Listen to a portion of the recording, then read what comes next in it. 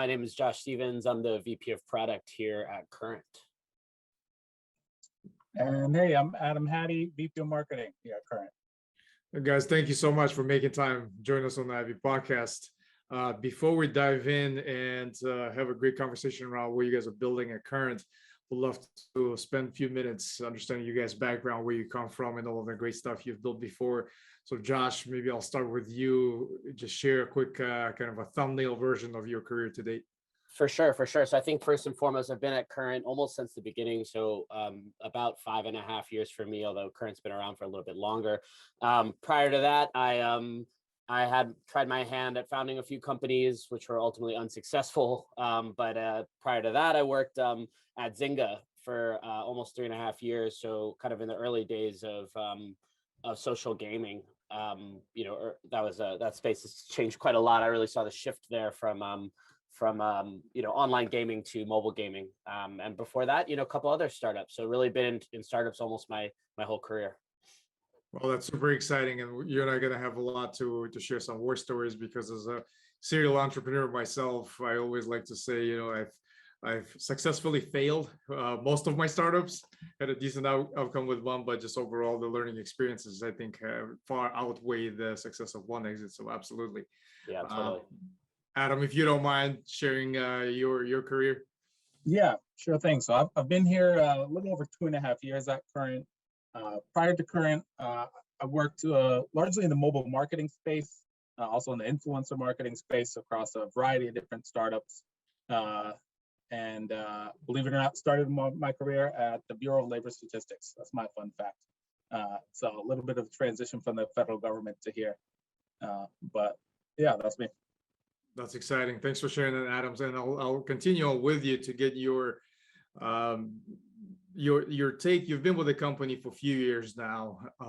Tell us a little bit more about what value does the company bring to its users, so to its customers, what the company is all about. Yeah, I can start there. I mean, look, if you are you or I, right? If you're a working professional making, an annual salary, the traditional banking model, for the most part, works for you, right? Or I should say, you work for them, right? You have deposits to loan out. You may likely be getting a credit card. You may likely opt in for their mortgage at one point, right? You fit their business model. The unfortunate truth is that most people do not, and in that world, they have a terrible experience with their bank, right? And it's an intentionally terrible experience. And so, entering Current, obviously we're more cost efficient than your traditional bank without all the brick and mortar locations and the overhead, et cetera. But more importantly, we have a fundamentally different business model. We make the majority of our revenue comes from interchange fees. That comes from the merchant side of a transaction. So that's really cool, because that allows us to all of a sudden make money from a customer without it coming from that customer. And our customers themselves, while they don't care about our business model, right? What they care about is that entire business model allows us to put forth a product and put forth a brand that's relevant to them. And so Josh can speak to the slew of features that we have that makes their financial lives far better and ultimately improves upon them. And then we're able to put a brand that's relevant to them. And when I say them, it's largely a younger consumer, 18 to 34. Our median age is about 27. And again, this is a customer who traditional banks are, and even other fintechs, are not incentivized and don't have the business to cater to that we can. Yeah, I'll just quickly jump on that. In a lot of ways, if you take a huge step back, it's not rocket science, right? We're creating a mobile bank. It's something that exists in your pocket. It handles the solutions that you otherwise would need to go to some sort of physical place to handle. But I think when we start digging into who our customers are and why they find us valuable, well, we're providing faster money, right? We're providing access to their money, transparency into their money, tools around how to better handle your money. This is not the remit that traditional banks have. For us, I think where it's been really exciting actually is just, to the business model that Adam is talking about. When our customers win, we win. right? And that's kind of the way we like to approach it. We don't want to be going in an opposite direction to them.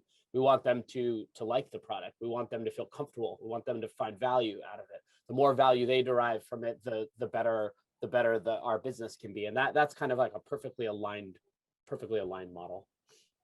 So Josh, as the head of product for a few years now with Current, I would imagine you spend a good deal of your time researching and trying to understand all of the trends in fintech industry, or maybe even outside of your industry, to see where some of the consumer behavior, things like that, are shifting towards to, and how would that potentially impact the product, the roadmap and things like that you guys are planning towards to. From your personal perspective, what are you mostly excited about when it comes to different trends, ideas in your space? Yeah, I mean, at a high level, look, the amount of innovation that is happening right now within the startup space, within the fintech startup space is frankly kind of humbling. You know, if you look 5 years ago when we first, or 6 years ago when we first got going, there really was no one doing this. No one really believed in doing something like this. I think there was real skepticism that folks would move away from traditional banks. There was real skepticism that you could make a good business model around it.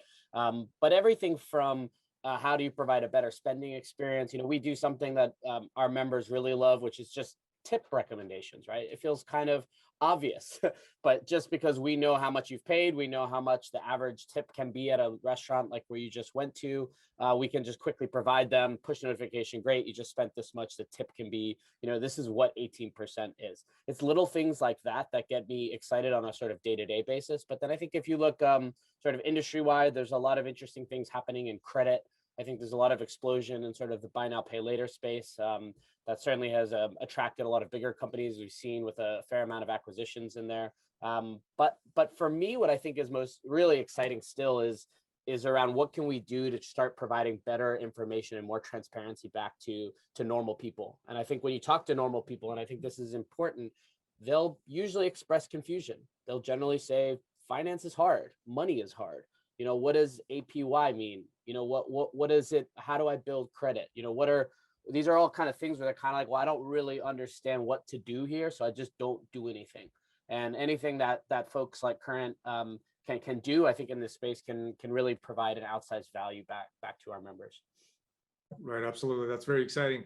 And Adam, from your perspective as a head of marketing, in terms of getting that message across to your guys as consumers and maybe even potential customers that you guys may have, what are the different strategies that you deploy to be able to clearly communicate and articulate some of the value proposition over, you know, relatively complex space, especially in fintech and the kind of the product that you guys are building? Curious to get your take kind of from the marketing lens. Yeah, so we meet our customers where they are.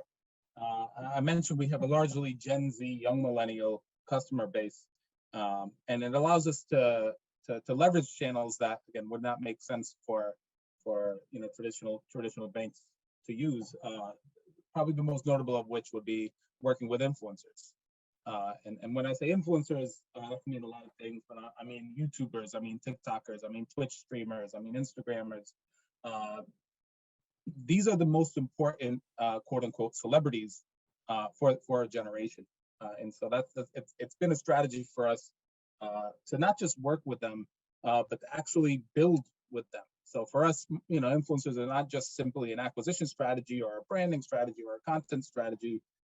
It's, you know, a product strategy, right? And we'll be able to build relevant experiences, relevant tools for influencers to use to engage with their fans. And this is something that we put a lot of effort in, a lot of thought in, and we're fairly bought in on. And again, we're in a unique position to execute upon. And so that's pretty exciting. Yeah, that definitely seems like a surgical approach, especially with the target audience and the kind of the mediums or the avenues that you explore to get that message across. Is definitely a unique space. So Josh, from your lens, when it comes to the innovation, just to take that a little bit back, innovation is at the core of, you know, a lot of the conversations I have with technology executives and other executives, other companies, and building and fostering such atmosphere, such environment is one of the top priorities for anyone, whether you're building a particular product or it's a service organization. What are some of the strategies that will help you succeed in this space to build that continuous environment for anyone to be autonomous in the sense to take experiments, to be able to look at other ways of doing new things, to share your thoughts on the overall innovation perspective? Yeah, I think firstly, it's about ensuring that the team has a clear understanding of what we're going toward, right? What is it that the company's trying to do? What is our vision? Where are we trying to go? And then I think it's about ensuring that we have a real culture of sort of critical thinking and independence within the company. The critical thinking part, I think, is crucial here. I do not care if someone has a background in banking. I do not care if someone has a background in fintech. I care that someone is smart, that someone knows how to look at a problem, knows how to go deep in that problem, knows how to become very, very fluent in that problem before they begin to come up with a solution. And that's where I think true innovation comes from. Creativity, I believe, is often misused as this kind of concept that people think you either have or you don't. We often hear like, oh, that person's really creative, she's really creative, or he's really creative. And I don't actually think that's what it is. I think what you find is there are people who come up with creative solutions because they have such a good understanding of sort of what are the sort of challenges that are in front of us, and they begin to think more critically because of and more creatively because they understand it so well. And it is a process, right? And so I think that process is something that we try to foster. You'll see often in the startup space, no matter what part of the startup space, people just doing what other people are doing. And I don't necessarily think that's bad, right? Like you have to sometimes take whatever learning points you can get, but for something we try to do internally is to say, let's not ignore what's happening elsewhere, but let's make sure that we're making the right decisions, implementing the right type of creativity that's best for our members. And we do that by ensuring that people are really critically looking at the problems in front of us. Adam, from a marketing standpoint, coming up with innovative ways to communicate and market kind of the products or the services of your companies, I'm sure at the top of your list from a strategic view standpoint. Share your thoughts on just overall coming up with the innovative methods and strategies to elevate the marketing of your company to the next level. Yeah, we certainly take an integrated approach, right? Meaning that those ideas don't just come from marketing folks. It comes from all parts of this company. It comes from our CS folks. It comes from product folks. It comes from engineering folks, and of course, by virtue of all the influencer marketing that we do, we have essentially hundreds of creative directors at our disposal, right? You talk about a YouTuber who might get 50,000 views a video. That's like maybe a mid-sized YouTuber who is top 1% in their field, right? That's like maybe the athletic equivalent of becoming like a D1 athlete, or maybe even making it to the pros, right? They're incredibly good at what they do, and so being able to work with hundreds of those, you get tons of creative ideas. And you're talking about people who know their audience better than we do. They're the foremost expert in speaking to them. So I would love to sit here and say, I'm just the creative genius who comes up with amazing campaign A, B, and C. But the truth is, we have lots of amazing people who come up with those, and a pool that we can choose from. The other thing I would kind of add to that is that our teams in general work very closely together. So I think a big belief at Current, and it's very core to the sort of the way we structure things, is that when you have cross-functional collaboration, you come up with innovation, right? It just kind of goes without saying. And we do that from everything from, if we're working with an influencer, it should never just be great, we're working with an influencer. It really, what happens is, the influencer team might work with the product team who's already working very closely with engineering and design. And we're all together saying, great, who is this influencer? What's their audience like? What's their promotion going to be? What can we do from the product side? Is there anything we can do to really bolster that? And what it does is it increases that depth of understanding across the whole org. And then as a result, you start coming up with more creative solutions that ultimately benefit our members. So you've mentioned teams, and can't help but ask, in a very pressing topic, especially in the current market conditions, is talent acquisition and surrounding yourself with, the top performers out there. Josh, I'll start with you. Share some strategies that really help you succeed in this highly competitive markets of talent acquisition. What strategies, maybe practical recommendations that really help you attract the top talent to your teams? Yeah, I mean, I don't know if I'll sit here and say I have some sort of perfect answer here, but I will say persistence matters, and identification of sort of what is the right type of person matters tremendously. I think for us, we talk a lot internally about cultural fits, and that's critical for us. But I think certainly the second part to this is having a very, very good understanding of what are the various components of each role and where its compromise live within each of those components, identifying folks who hit that, and then trying to go after them and be persistent. And so I think certainly like the two of us, both of us do this, but when you know good people, well, you have to be able to convince those good people. You have to show value to them. You have to spend time with them. And I think even at a more working level, we spend a lot of time recruiting. And we spend a lot of time trying to make sure that whatever the vision for the company is going to be, that we are conveying that to folks. And then the final bit I would kind of add on this is any good interview process should be very well structured. And I don't just mean like, hey, recruiting team, or help us take this, figure this out for us. I mean, from a leadership perspective, you need to be very involved there, and the more involved I think that the leadership is, the better sense you have of getting the right type of people, or pulling in the people that you really think are gonna have a sort of outsized impact on your team. That's interesting. And Adam, from your perspective, what are some of the strategies that you deploy to bring the best of the best out there to your groups? Well, it's a little bit of a cheap answer, but to bring the best of the best, you need to first bring the best, which is to say that great people want to work with great people, and especially early on, I think being highly selective and just spending an insane amount of time making sure that you're making the best hires.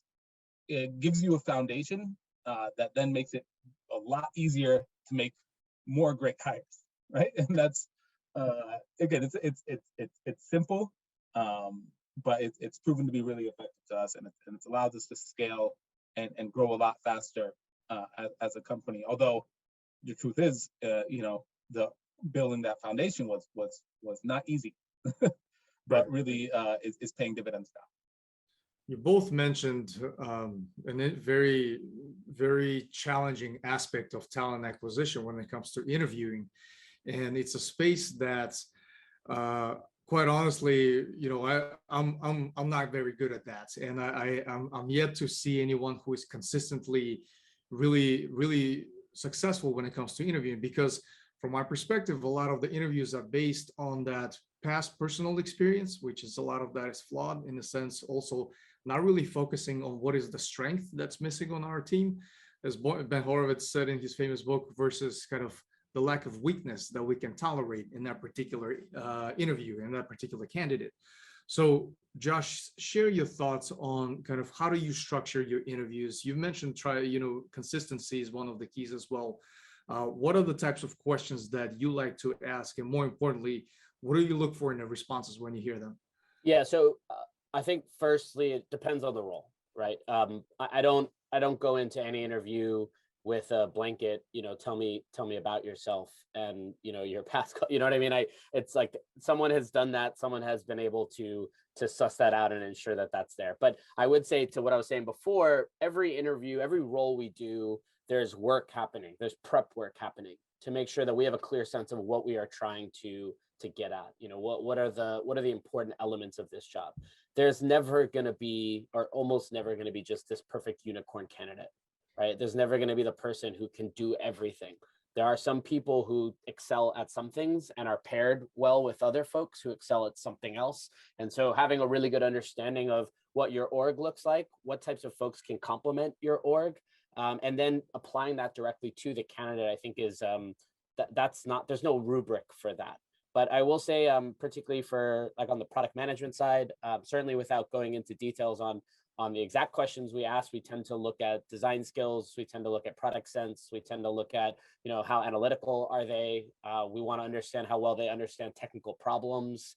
I want to know how they see the world a little bit. I want to understand how they react when put under pressure. I want to make sure that these are folks who are going to be really a net positive for the team. And so while there's room, there's wiggle room in all of those areas, I think by and large, you should have someone who's fairly competent in them all and really excel in a few. But I just want to kind of press on this, because I think at Current, it's really important. Culture matters, right? It really matters. Like you want to work with people you like. You want to work with smart people. You want to work with people who make you better. But you also want to make sure you work with a team that likes each other and wants to collaborate together. And that is a part of the interview process that I think we take also very, very seriously. Retention is another interesting element that has been gaining a lot of visibility in the last couple of years, especially with the pandemic. Adam, share your thoughts on some of the strategies that really help you, create the environment of retention and retain the top talent, especially in this highly competitive environment where there's so many opportunities for top performers out there. What are some of the things that you deploy that really help you kind of move the needle from that standpoint? Yeah, look, if I'm being honest, we've been in really fortunate position to where this hasn't been a big challenge, and a lot of that has to do with the fact that functionally we're a really strong business that's grown really fast, that's seen a lot of success, repeated, lots of positive feedback. So that it creates somewhat of an unfair environment compared to a lot of the companies that we're able to recruit from, who are maybe a little bit more stagnated. But what Josh was talking about creating that culture and creating that environment that people want to work in. Again, that's great for attracting talent, but obviously, when you hire the right people who fit that mold, then retention, is naturally working in your favor. So yeah, I mean, I would say I'm more privileged than anything else to be at a company like this, right, where the wind's working in our favor. Right, absolutely. Very interesting observations from that standpoint. Josh, from the content diets perspective, the sources that you consume on daily basis that help you stay ahead of the curve, educate yourself, and also the other element of that fascinates me is with so much information overload out there, strategies to keep kind of the selection process to how do you limit the amount of information that you let your mind be exposed to. Just share some of the sources that you consume on a daily basis that really help you kind of grow. Yeah, so I think certainly maybe when we were a little bit smaller, and then I think when I've tried my own hand at startups, I was very much into, I gotta be following all these people on Twitter. I have to be consuming all these various startup books, and this is the way. And you read Paul Graham essays, and all of this felt like the rubric. And what I've really learned is that there is no rubric, right? I've learned that there's a lot of different perspectives, there's a lot of noise, and you have to figure out what works best for you. So when it comes to just that consumption of content, sure, I'm still on Twitter. I think eventually you figure out what the right people are to follow. I think you start getting the right types of insights. But I think more and more when it comes to work related stuff, I try to build out a network of folks offline, even, who I can chat with and talk through more kind of real world situations and hear perspectives. I like to read, and I don't always like to read about this, tech stuff. I like to read about things that I think help give me additional perspectives on solving problems or continue to build culture or continue to do things in certain ways. And I think more recently, what has been useful, though I can't always spend the time to do it, is there are some really great kind of digests or email newsletters, particularly in the fintech space, that I think have come up over the last couple of years, that are like nice snapshots into the industry, that if I am if I am going to read something, that's what I'll do. I'll also add that Adam and I are very lucky. We work with colleagues who are very quick to bring to attention anything we need to know about. And so that helps us sort of stay on top of everything, which is really incredible. But yeah, I don't necessarily think at this point there are sort of must-read things that I feel if I miss it, then I'm done. I think instead it's like I love to continue to get other people's perspectives. I love to sort of hear how other people are solving other problems, and if that happens, through a tweet or through a blog or through an in-person conversation, those are all welcome, and I try to sort through it where I can. Adam, what are your go-to sources for your information? Whatever Twitter tells me, that's pretty much how I run the organization. Yes. That's the world, right? Like if Twitter says it's true, it's definitely true. A lot of what Josh touched upon.